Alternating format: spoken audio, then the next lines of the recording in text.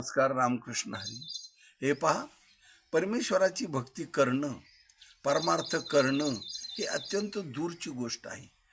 माणसाला नेहमी परपंच आपला स्वतःचा व्यवस्थित करता आला पाहिजे. आपली बायका, मुलं, आई, वडील, भाऊ, बहीण, मावशी, चुलती, काकी हे ज्याच्या त्याच्याप्रमाणे त्याला मान देऊन आपण कुटुंबामध्ये समवृत्तीने समदृष्टीने वागलं पाहिजे. ही आपली मुलगी आहे म्हणून तिला आपला लाड आहे, ही आपली सून आहे म्हणून तिचा तिरस्कार आहे, असं अजिबात नको. कारण आत्मा हा सर्वत्र एक आहे. तोच आई आहे, तोच बाप आहे, तोच भाऊ आहे, तीच बहीण आहे, तीच मुलगी आहे, तीच सून आहे, तीच सर्व काय तीच आहे. म्हणून आत्मा हा परमेश्वर असा आहे की बाप होऊन लाड करतो, मुलगा होऊन वृद्धपणी बापाची सेवा करतो. असं सर्व जीव काय आहे, आत्मा सर्वत्र एक, रूप अनेक, एको हम बहुश्याम. म्हणजे ही सर्वत्र जो नटलेला परमेश्वर आहे ती वेगळी वेगळी रूपं आहेत, पण प्रकृती पुरुष एकच आहे. याच्यामध्ये तीळ मात्र संदेह नाही.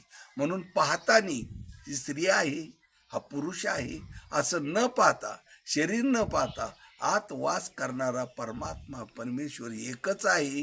काय स्त्रीचा, काय पुरुषाचा, काय पशुचा, काय पक्ष्यांचा, कुठलाही आत्मा वेगळा नाही.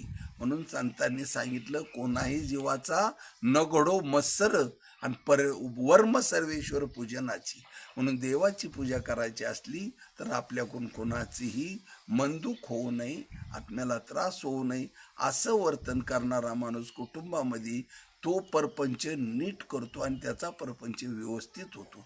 ज्याला परपंच करता येत नाही तो परमार्थ काय करणार? ज्याचं आरत्र धड नाही त्याचं परत्र पुष्य काय? ज्याला हेच करता येत नाही साधं सोपं, त्याला परमार्थ काय येणार? म्हणून हे व्यवस्थित करत असताना रामदास स्वामी सांगतात, परपंच करावा नेटका, कुठं दिसू नये फाटका, आणि नेटका करिता फिका होतच जातो. म्हणून ज्याचा परपंच नेटका आहे त्याचा परमार्थ सुद्धा सुंदर होतो, यात तिळमात्र शंका नाही. रामकृष्ण हरी.